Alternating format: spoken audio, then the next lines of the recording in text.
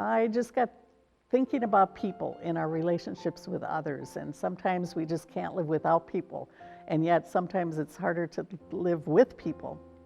And as we go through life, I think everybody has been affected by somebody hurting them. You know, it might be something very simple like a nasty neighbor that gets on your nerves, to something that's even bigger, abuse that goes on in life, or physical abuse or emotional abuse. So I got thinking about forgiveness, and what do we do about that? Do we forgive people easily?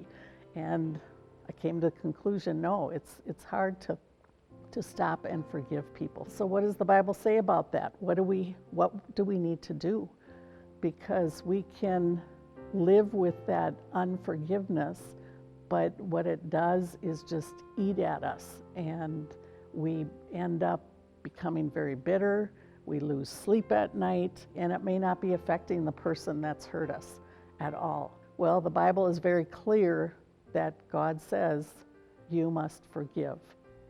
It's not a thing that he says if you feel like it. And so comes down to a choice that we need to make. So that night we just walked through some of the ideas of forgiveness. Then we talked about different steps of going through and how do we forgive. And so the first step is to bring it to Jesus. So we had a cross that was here in the front, and we, as part of our steps of starting to forgive, we asked people to just write on little slips of paper maybe who they needed to forgive, maybe why they needed to forgive, maybe a little prayer. And then one by one, people came up in the front and were able to hammer that to the cross.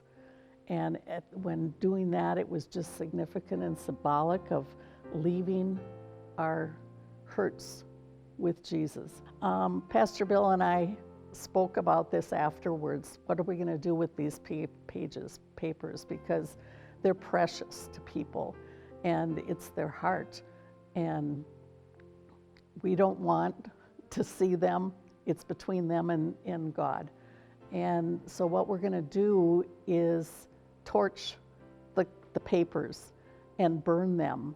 And in that way, just signifying that it is finished, it's done, it's in Jesus' hands now.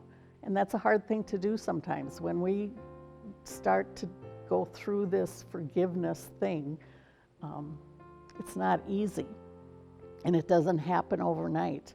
And as we torch the papers even, we'll see those nails will still be there. Those hurts still are in our life. We remember those things. Sometimes people say, just forgive and forget. Well, that's not biblical. We're not supposed to totally forget. It's okay to remember, because that protects us from being hurt later. It's okay to keep boundaries with people. It's okay to make boundaries and protect yourself.